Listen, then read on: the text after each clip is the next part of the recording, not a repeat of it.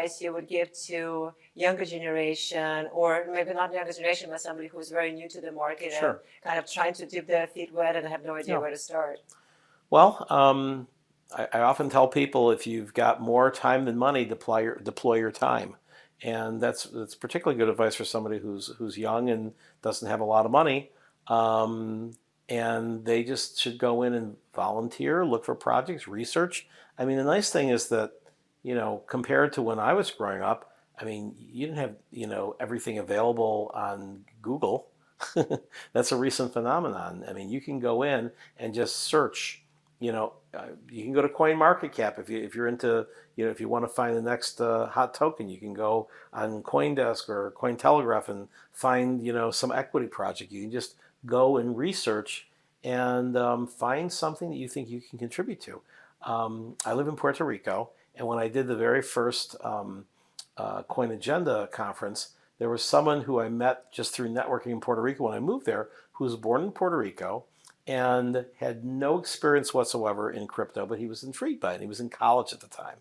And he just said, I'm learning about Twitter and I like crypto. I wonder if anybody would hire me to go and manage social media. And it wasn't like he was experienced in either market, but he just literally went out there and contacted all these young projects from around the world. One of them hired them. He made several $1 million because they paid him in tokens. My God.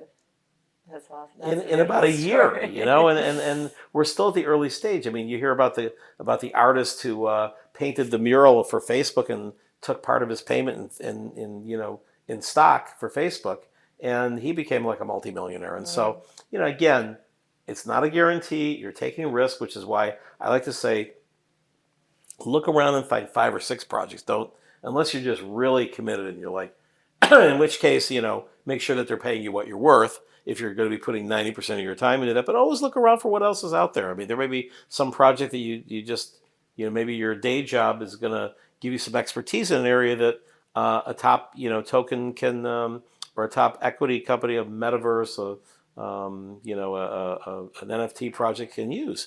I mean, I'm advising a number of NFT projects and metaverse companies, and they're always asking me, it's like, I need somebody in sports. I need somebody with really good experience in entertainment. I need somebody with what? Well, there are people out there who are saying, what do I do with all my entertainment contacts? What do I do with my sports contracts, with my luxury brand contacts? I want to get into Web3. Well, that's a fit.